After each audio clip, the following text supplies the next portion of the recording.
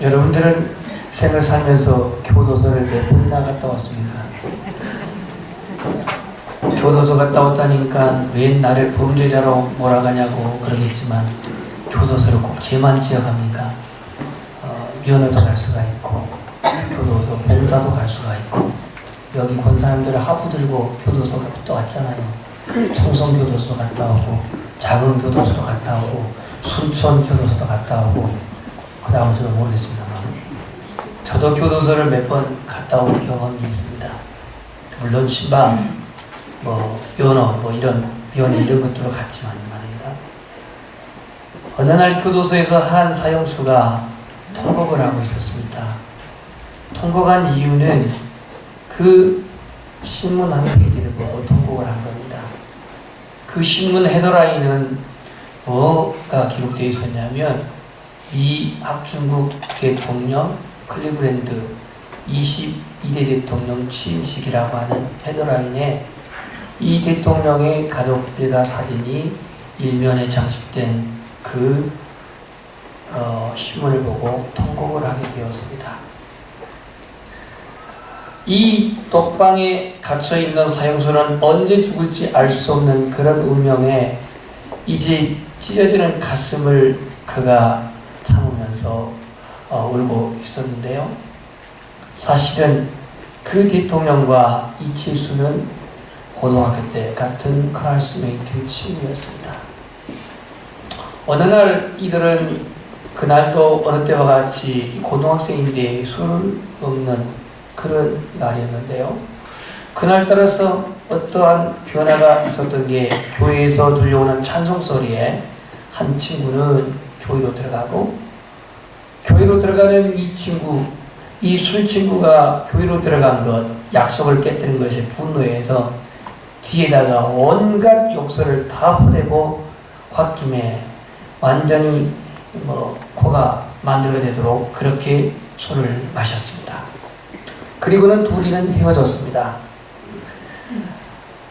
클리블랜드라는 이 친구는 방탕한 생활을 청산하고 열심히 공부해서 그가 대학도 가고 또 변호사도 되고 뉴욕 지사가 되어 급기야는 22대 대통령이 되었습니다.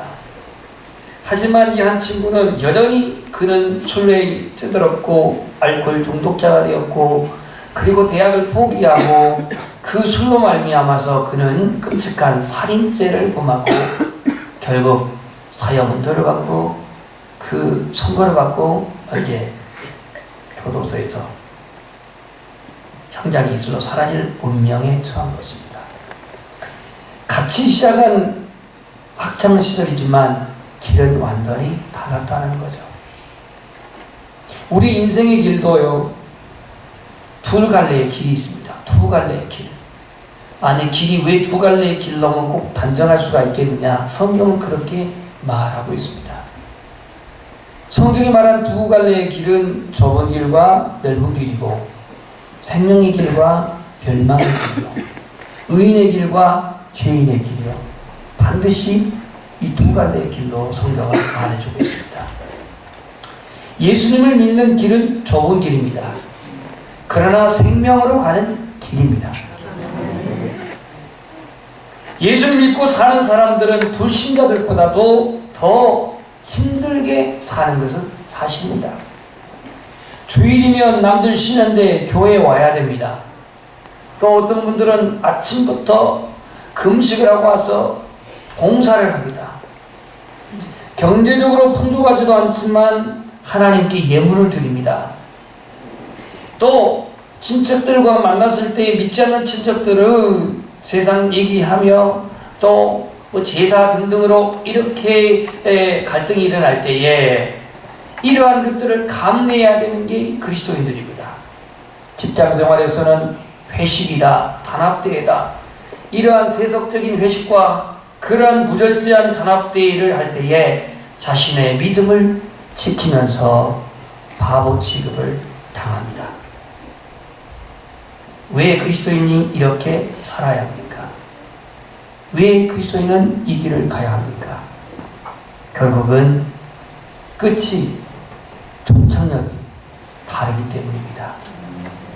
우리가 동일한 동일한 종착역을 간다고 한다면 굳이 애써 이렇게 살아가야 할 이유가 없지만 예수 믿는 구원받은 우리 사람들의 길은 불신자와의 길과는 완전히 다르기 때문에 이 길을 가야 되는 겁니다. 왜냐하면 그 길 끝에 생명이 있고 그 길 끝에 구원이 있기 때문입니다. 좁은 길, 생명의 길로 가는 길은 고난이 따르고 시련이 따릅니다.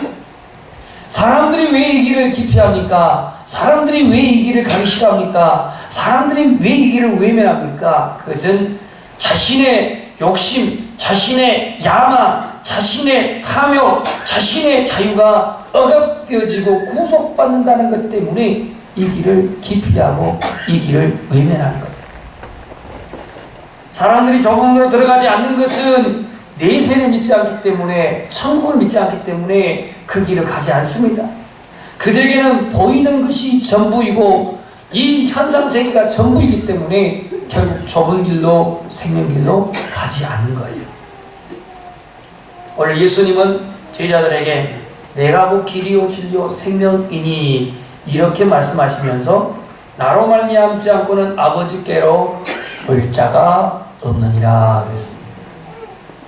자, 그렇다면 오늘 주님은 구원으로 인도하시는 바로 안내자이자 가이드이자 구원으로 인도하시는 주님이신데 우리는 왜 구원이 필요한지, 왜 구원을 받아야 하는지 인간의 실존을 좀 더 파헤쳐 보겠습니다.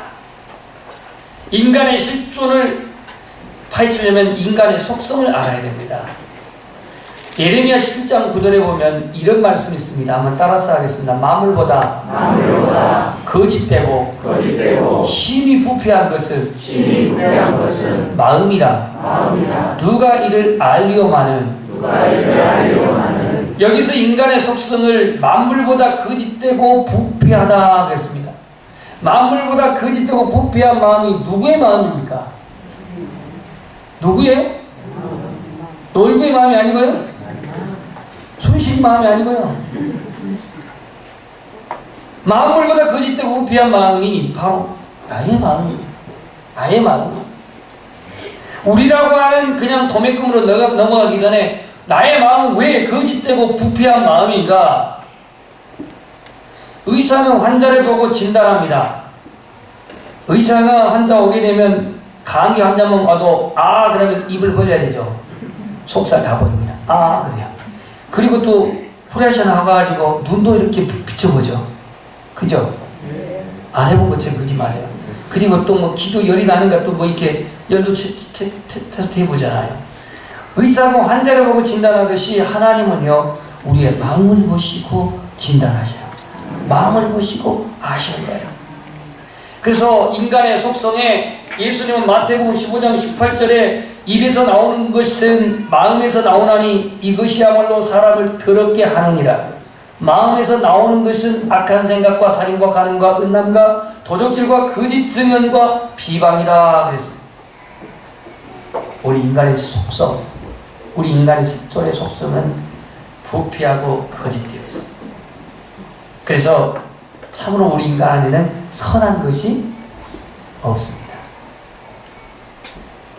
도우소서 주님, 나의 마음은 선한 것이 없습니다. 이런 뭐 찬양도 있습니다만 선한 것이 없어요. 근데 우리는 때로 착각을 합니다. 무슨 착각을 하냐면 나는 양심적이야. 나는 도덕주의자야. 그래서 나는 은근히 자기 자신이 양심적인 것을 가지고 선하다고 생각을 합니다. 우리가 선하게 보이는 것은 악을 범하는 사람들, 죄를 범하는 사람들처럼 환경에 노출되어지 않았기 때문에 선하게 보일 뿐이지 결코 선한 것이 없습니다. 로마서 3장 10절 11절을 보면 유대인이나 이방인이나 다 죄 아래 있고 고백합시다. 의인은 없나니 하나도 없고 깨닫는 자도 없고 하나님을 찾는 자도 없으며 다 치우쳐 무익하게 되고 선을 행하는 자 없나니 선을 행하는 자도 하나도 없다고 말했어요. 그러니까 하나님의 관점에서 보실 때에 의인이 없다. 하나님을 찾는 자도 없다. 다 치우쳐서 무익하게 되고 선을 행하는 자가 없다라고 하나님은 그렇게 보고 있어요. 하나님은 우리가 죄인이고 하나님은 우리 마음이 부패해 있고 그러한 상태에서는 하나님을 결코 우리는 만날 수 없다고 말합니다. 우리의 자화상이 비관적이고 부정적인 것보다는 긍정적인 것이 바람직하죠.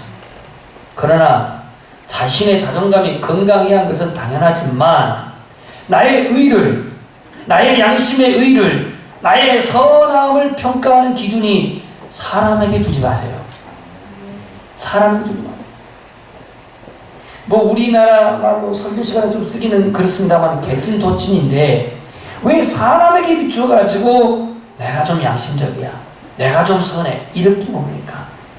우리는 언제나 하나님 앞에서 자신을 비춰보십시오. 과연 내게 선이 있는지, 내게 의의가 있는지, 내가 하나님 앞에 이대로 설 수 있는지 말이에요. 나는 하나님 앞에 선한 것이 하나도 없습니다. 이런 존재를 우리가 인정하는지, 나는 양심적이야, 다른 사람들을 도와줬고 하나님께 봉사와 헌신하였고, 이것은 사람들에게 인정을 받을 수 있는 내용은 되지만 나의 봉사와 헌신이 하나님 앞에 설 수 있는 근거는 아닙니다. 내 자신이 양심적이고 다른 사람을 구제하고 다른 사람을 도와줬다라고 하는 것 자체가 하나님 앞에 설 수 있는 조건이 아니에요. 스펄전이라고 하는 설교자가 이런 말을 했습니다. 하나님이 다룬 죄, 하나님이 다루시는 죄가 있는데 일반적인 죄는 하나님이 손가락으로 다루지만 교만은 팔을 걷어붙이고 다루신대요. 손가락으로 다룬다고 한번 해볼게요. 팔을 걷어붙이고 다루는 건 다르잖아요. 교만을 그렇게 다루신대요. 탐심에 대해서 무서운 심판을 내리지만 교만에 대해서는요 10배로 갚으신다고, 10배로 심판하신다고 말합니다. 그렇기 때문에 하나님 앞에서 내가 조금 알량한 양심이나 또 어떤 그런 자기의 의로움이나 자신의 어떤 행실에 또한 어떤 헌신이나 봉사를 자랑하는 이 교만을 하나님은 아주 싫어하십니다. 우리는 이러한 죄를 해결받지 않고서는 하나님 앞에 나아갈 수 없습니다. 오늘 예수님이 거룩한 중보자가 되셨습니다. 예수님이 거룩한 중보자가 되셨는데요. 자, 하나님의 아픔은 무엇일까?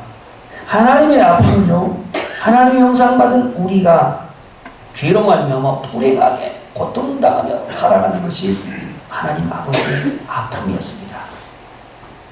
그래서 하나님은 부정한 이 죄인들을 어떻게 끌어안아 보려고 아주 몸부림을 치신 하나님이신데요. 거룩하신 하나님이 더럽고 추한 인간을 끌어안고 용납하신다는 것 어쩌면 자기 모순처럼 보입니다.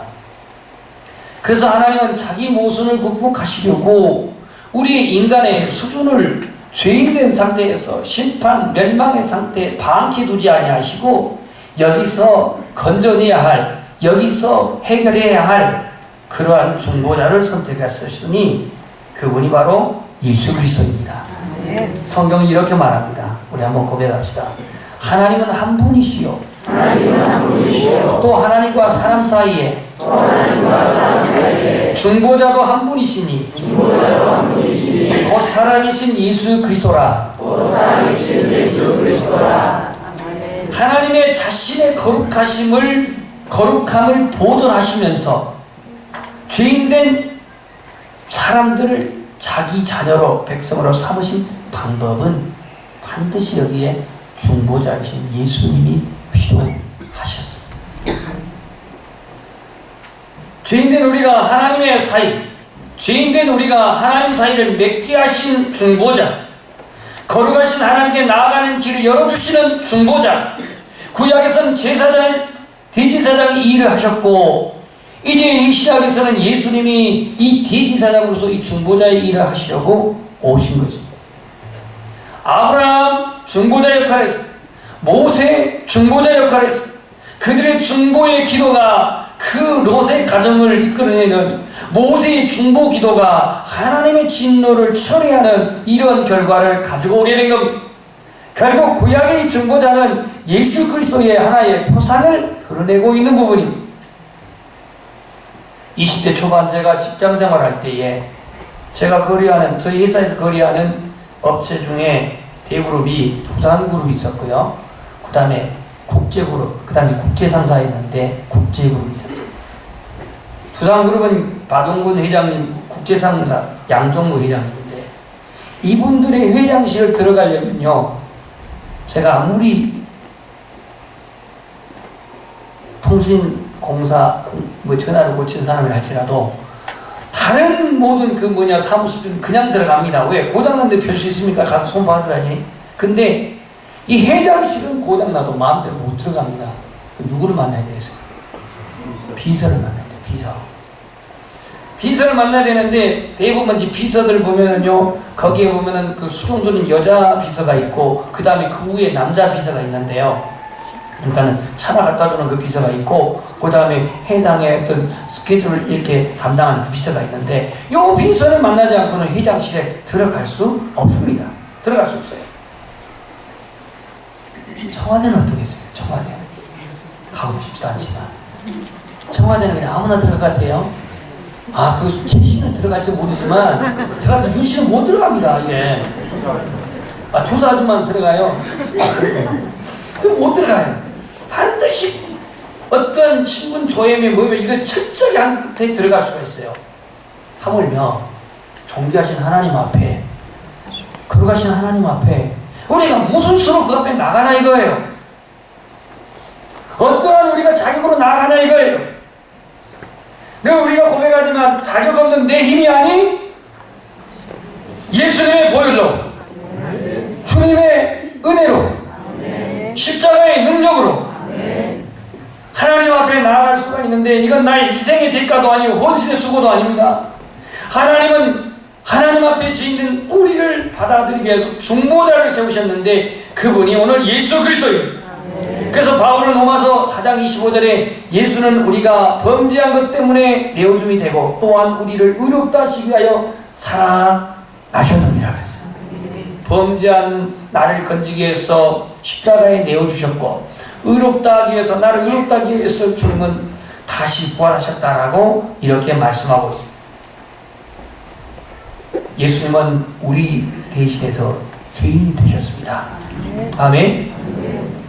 예수 믿는 우리를 의롭게 여겨주셨습니다. 주님은 우리의 대신 수치와 모욕을 당하셨고 우리는 허물의 사함을 받았습니다. 하나님의 공의는 예수님께 심판으로 임했고 하나님의 사랑은 예수님의 십자가를 믿는 이들에게 속죄의 은혜를 주셨습니다. 예수님은 아버지께 버림을 당하셨고 우리는 그 예수님 때문에 하나님 앞에 용납을 받고 자녀가 되었습니다. 부활하신 예수 그리스도가 나를 하나님 앞으로 인도하여 예수님 때문에 나는 죄인이 아닌 의인으로 아버지 하나님 앞에 설 수 있습니다. 때문에 오늘 거룩한 중보자이신 예수님만이 유일한 우리의 구원자입니다. 이 예수 외에 그 어떠한 사람이라도 먼저 떠나갔던 무슨 박아무개도 문아무개도 지금 살아있는 이 아무개도 결코 이들은 구원자가 아닙니다. 예수님이 선언하십니다. 오늘 세 번째 읽습니다. 먼저는 장모님이 기도하기 전에 한번 읽으시고 제가 방금 봉을 읽었고 그 다음에 세 번째 6절 시작. 예수께서 이르시되 내가 곧 길이요 진리요 생명이니 나로 말미암지 않고는 아버지께로 올 자가 없느니라. 아멘. 아멘. 이건 예수님이 선언합니다. 하나님께로 갈 자는 나를 통해서만 간다라고 말합니다. 이것을 말하는 사람은 이 우주에 예수님밖에 없습니다. 석가가 말했나요? 아니면 무슨 마호메트가 말했나요? 공자가 말했나요? 소크라테스가 말했나요? 하나님 앞에 나아갈, 다시 말해 인간이 구원을 길을 제시한 사람은 이 땅에 어떤 성자고 누구고 없습니다. 오로지 예수님만이 이를 선포하셨습니다. 예수님. 우리가 할 수 있는 것은 이 예수님을 구주로 신뢰하는 겁니다. 영접하는 것입니다. 믿는 것입니다. 그분을 신뢰하고 그분을 인정하고 그분을 믿는 거예요. 내 영혼을 아끼는 거예요. 주 예수를 믿으라. 그러면 너와 내 집이 구원을 얻으리라. 예수님을 구주로 믿는 자에게 하나님의 자녀가 되는 권세를 주시잖아요. 예수님을 믿는 자에게 성령으로 말미암아서 하나님 아버지를 시인할 수 있잖아요. 예수님을 믿으면 죄인을 사랑하게 되고 영혼을 사랑하는 마음이 생기며, 예수님을 믿으면 구원의 기쁨이 있고 평안이 생기며, 예수님을 믿으면 하나님이 요하는 죄를 멀리하게 되고, 예수님을 믿으면 어리석은 자 같으나 지혜로운 자가 되며, 예수님을 믿으면 세상에서는 바보 취급받을지 모르지만 하나님 앞에 가장 존귀한 자가 되는 것입니다. 이건 제 말이 아니라 고린도후서 6장 10절에 바울이 고린도 교회에게 근심하는 자 같으나, 따라서 항상 기뻐하고 가난한 자 같으나 많은 사람을 부요하게 하고 아무것도 없는 자 같으나 조금 부담되겠지만 모든 것을 가진 자보다 아무것도 가진, 나는 넉넉하지 않는데 모든 걸 가졌다고 하는 이 개념은 뭐냐 이게. 결국 우리가 하나님의 자녀가 된 그 신분에서는 하나님은 모든 것을 우리에게 주신다고 말했습니다. 자기 아들까지 아끼지 아니하시고 우리를 위해서 내어주신 이가 어찌 하나님께서 그 좋은 것을 은사로 주지 않겠느냐 그랬거든요. 우리의 믿음이 여전히 세상에서 보는 관점에서는 나는 소유도 별것도 없고 가진 것도 별거 없지만 아무것도 없는 자 같으나, 바울이 말했지만 모든 것을 가진 자로다. 오늘 근심하는 자 같으나 항상 기뻐한다 그랬는데요, 여러분들이 하나님께 맡기고 하나님께 의지하고 살아갈 때 기쁨이 함께할 줄 믿습니다. 수입은 적어도 선한 일에 쓰며 남을 섬길 수 있다면 부요하는 자가 될 것입니다. 그래서 오늘 많은 사람을 부욕해 하며, 가난한 자 같지만 많은 사람을 부욕해 하며, 아무것도 없는 자 같으나 모든 것을 가진 자라고 말합니다. 우주의 통치자이신 하나님이 우리의 아버지고 우리의 전능자라면 그 모든 것이 하나님께 있습니다. 1970년도 베스트셀러 작품 중에 하나인 머린 캐더러스가 쓴 책이 있는데요, 이 사람은 실질적으로 그가 명작을 쓰기 전에, 그 셀러를 쓰기 전에, 베스트셀러를 쓰기 전에 젊은 시절에 너무너무 그냥 막 살아가지고 교도소를 안방 들어다니듯이 그렇게 다녔던 사람입니다. 그래서 그는 장기수가 돼가지고 오랜 세월 그 깜방 생활을 하다가 드디어 가석방의 기회를 맞이해가지고 그가 집으로 돌아왔습니다. 가석방은 법원에서 허가한 기간만 들어올 수가 있습니다. 자유몸이 돼가지고 일시적으로. 그 집에서 꿈같은 시간을 보내고 이제 다시 교도소로 들어가려고 하니까 지옥같은 교도소, 아주 이건 들어가고 싶지가 않죠. 그러나 어떻겠습니까? 죄수인데. 그래서 재판관한테 찾아가가지고 이틀만 연장하면 안 되겠냐. 이틀만 보내고 내가 다시 들어오겠다. 그랬더니 그를 담당했던 재판관이 이런 말을 합니다. 아니, 당신 이 사실을 아직도 모르십니까? 무슨 사실인데요? 당신이 젊었을 때의 그 전쟁의 공로를 인정해가지고 트루먼 당시 트루먼 70년도니까 트루먼 대통령이 당신을 사면했어. 이렇게 말하는 거죠. 이제 자유입니다. 꿈이냐 생시냐. 특별 사면당한 거예요. 전과자였고 도박꾼이었고 암시장 거래꾼이었고 수단과 방법을 가리지 않았고 돈을 벌였던 그 사람이, 그런 이제 그 후로 예수님을 믿고 변화돼가지고 그 불의한 방법으로 벌었던 돈을 오다가 화장실 변기통에다가 던져버리고, 이 얘기 아니까 또 그 돈 나한테 주지, 이 생각 아니고 아시고요. 그 큰 은혜가 되겠습니다.